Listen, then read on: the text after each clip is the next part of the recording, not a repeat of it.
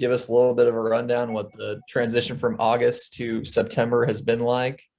Different than any of our other years here because we've got a healthy dose of returners, almost balanced perfectly with newcomers. So it's kind of a one-on-one matchup. It's been very seamless getting back on campus with in-person classes. We've spent a lot of time just making sure they've got plenty of opportunity to get used to having that as their routine. We've moved freshmen off campus for the first time ever, which is a good thing and a scary thing as a coach at the same time. But lots of new fun things, and it's been fast, furious, but going really well. Paul, go ahead. Hey, yeah, can you talk about that as far as kind of indoctrinating those freshmen in with the newcomers? You know, what, 5, 6 freshmen? What's that been like thus far? Real fun to watch. Like, we've got you've got some of these returners that have gone from the role of wide-eared and wide eyes to now being able to help lead and talk them through it and guide. A lot less talking by the coaches, a lot more talking by the players. I think the comfort level's been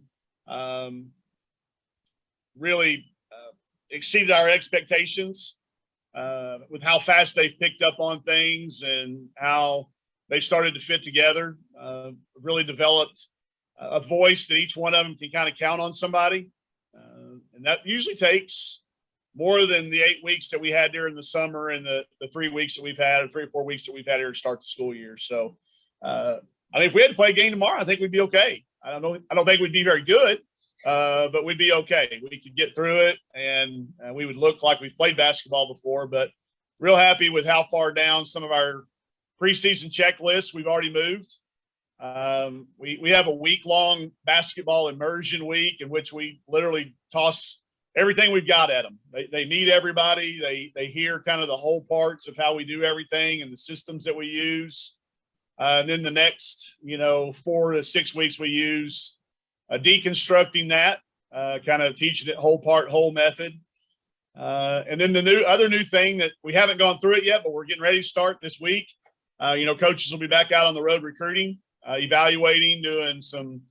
We won't have very many contacts because we don't have a very big class in 2022, but we'll be doing all over the country, spread out, seeing very, very young kids. So that'll be a first time that we've been through it with this group, but that's a new thing too that we haven't had that we did not have last year. Andrew, go ahead. Hey, Coach, I was wondering if you could talk a little bit about replacing a player of Chelsea Dungy's quality and how you go about doing that. Slowly and by committee. And then we've changed some things too. We've changed some of our offensive strategies because we have different personnel. We built some things around what she did, and rather than try to, shove somebody into that role, let's just change and do the things that person does well. So it's been fun for me. We've talked in the off season a lot about Coach Schaefer bringing some of his experience with working with the Princeton offense into what we've already been doing. So it's been fresh for all of us. It's literally new for all of us to have some new terminologies and some new actions. So to address your question specifically, we're not trying to make somebody be the next Chelsea. Let them be who they are and put them into some things that they're good at and highlight what they're able to do. And I think that's what we've always been able to do is find what the players can do and then let them go do what they do best. Porter, go ahead. Coach, talk a little bit about, Sasha and her transition. Is she come in, kind of being a leader role, or she just trying to fit into this new group? I'll tell you, she's done a little bit of both, Porter. She knows when to jump out in front. When it's something that she can lead by example, she jumps out there and does that. If it's leading with words and action, sometimes it's new to her. So you can't even expect her to have that skill yet, but you can tell she's got that quality. She's earned the respect of our returners and newcomers alike. And that's through a combination of those two things. Knowing the right time, when to be a leader and when to be a follower. I think that's a good trait for all of us to have. And she's really exemplified that really, really fast. You can see her getting more and more comfortable every time we get together. But she was a fast fit. I mean, she's magnetic. Any of y'all that have ever been around her knows that she's a magnetic personality and a magnetic kid. So that was fast. And then the basketball stuff, you know, she'll say to me sometimes, she'll go, Coach, I'm still going to deny a little bit every now and then because I used to get in trouble if I didn't. And you got to expect that. You know, for the last year and a half, that was what she did every single day in practice. And there's some changes in philosophies. You got to give her time. Can't expect it to be a switch that you flip on and off, because when you really get it ingrained and taught well, which she did have taught to her well, takes a little bit of time. But she's really been pleasant to have back around, and it's been a joy to have her in practice in the weight room and conditioning at our community service events, because she's identifiable with so many people in the area.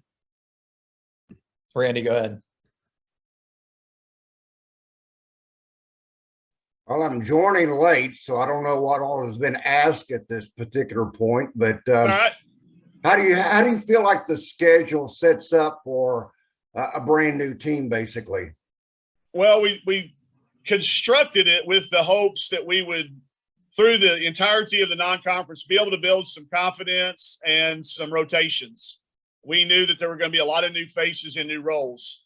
Even with our returners, other than Mac and Amber, there's going to be a lot of drastic role changes for Aaron and Marquisha and Riley, and Oberg. So wanted to make sure that we had an opportunity in the non-conference to see as many rotations as we could, but still challenge ourselves enough that if we do well in the Southeastern Conference play, that, you know, we'll be in the conversation to host an NCAA tournament. We worked so hard to do that last year, and we didn't get to actually host it. We want to do that again. We had a really hard time getting anybody to come play us at home, which is kind of understandable after the way we've played at home the last few years. So rather than really go out on the road, we picked, and we were pretty picky. We're going to go to UConn, which not a lot of people win there. We're going to go to Central Florida, which not a lot of people go down there and win. So we're going to Arkansas State, which I know what happened the last time the Razorbacks showed up over there in Jonesboro. So we tried to balance it with a healthy dose of build confidence, but also be prepared for what the SEC is going to bring us. I mean, you can tell we're not going to be probably as challenged going in. I'm not telling you what our record is going to be, but you don't see traditional NCAA tournament top 5, top 10 teams on there like we have the last couple of years.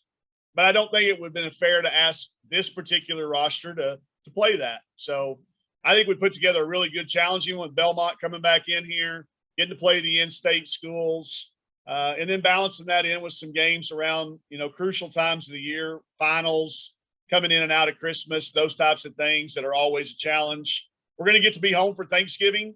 I can't remember the last time I cooked in my own kitchen for Thanksgiving, so that was fun to be able to find 2 opponents to play back-to-back nights. It'll kind of have a classic or a tournament feel, even though we won't have trophies and an actual tournament bracket on there. It'll feel like that. So we're really happy with it. We're getting to go to Orlando for a few extra days. So our kids, it's been a couple of years since they've been able to do anything fun on a road trip other than, you know, see the walls of our hotel and have random things shoved up our noses when we're there. So we went to Florida last year, but it certainly didn't feel like a vacation. So we're excited about it. The trip to UConn is obviously a highlight, you know, taking those kids to a place that they've seen on TV hundreds and hundreds of times, and challenge ourselves in the early part of the season with a team I think that'll be surely preseason top 3 or 4, I think.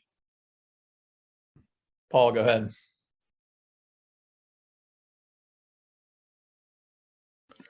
Hey, Coach, can you talk a little bit about some of those role changes for some of these returners? Well, you know about Amber and Michaela, but what about a few of those others? Well, we'll start with Erin. She just walked out of my office. We were meeting, talking about some things. You know, you're looking at a kid who was, you know, knew she was probably going to be coming off the bench, playing in backup of Taylor. Now that role's flipped around. You know, I think the spot is hers as of right now. She's done that in the past with her play and what she's done in the preseason. So, you know, shifting gears from coming off the bench to being a starter, you know, that's something that's obviously a possibility for Marquisha as well, with the improvement that, you know, she continues to make and how she affects the game. And then you bring these freshmen in that, that have a freshness about them that have never played. But when you're looking at Marquisha and you're looking at Aaron right off the bat, Riley Langerman, who was on the real cusp last year of playing valuable minutes in crunch time, and did against UConn. I mean, we're talking about that moment the other day too, when she made a couple of really nice plays for us to help win that game. So I think those three kids jump to your mind right off the bat. And then, bringing getting Destiny Oberg healthy. This is the first time she's been through every one of our preseason workouts. So that gives us another possibility there. And we put Avery Hughes on scholarship. I think some people probably saw that on the release. We took the walk-on title from there, and she's a full scholarship player now. And if she knows what we're doing left and right, and she knows what the opponents are doing left and right. She's been running that side of the ball. So I think she goes from a role of being the other team's point guard to maybe being our point guard at moments. So they're every one of them. Like I said, other than Mac and Amber, who I think have settled in really comfortably with now they've accepted some more vocal leadership role. Neither one of those kids, Amber's loud in her celebrations and her things, but she's not real vocal, if that makes sense. And Mac is the same way. So they've had to really stretch themselves a little bit to be more to have their voice heard. And then the last person I'd mention would be Alana Eaton, just because, she's healthy now. This was about the time of the year last year where she got hurt. I need to check that. It's coming up pretty close to the date. But she's healthy and working her way back into being in a competitive mode after being away for that a year. And that takes a little time as well. So, but those people are every single person on our rosters in a little bit of a new role, whether it be on the court or off the court, with leadership responsibilities and, being a caretaker of the things that we do. Other thing I was going to ask, what do you see different from Jersey after her experience with the U19 group? A couple of things. One, the on the court part is, they had asked her to be a post player. And so we worked with her on doing that for about 8 weeks there. And she's taken a lot of those things that we worked with her on into this. She got 9 defensive rebounds the other day in a practice. And I mean big rebounds, not like ones that come to her, like out of her area, going and getting it, seeking it, jumping up, getting it, ripping it right off the rim. So you see that part. I also think there's a hunger, and the only reason I know is because she told me there is, not playing, even though she was on a very honorable and a very prestigious position of being one of 12, not getting to play minutes. I think that was really good for her, because it's been a while. It's been a very long time since she didn't be counted on for every minute of every game. So I think it brought her some perspective. I think it gave her some fire. Not that she ever needs any, but I think it was a great experience for her to be around that climate, that atmosphere, that speed, and obviously the experience of being associated with USA basketball. I think it gave her some confidence, which, no freshman comes in. They may be exuding some confidence, but there's not very much there. I think she comes in with some real confidence.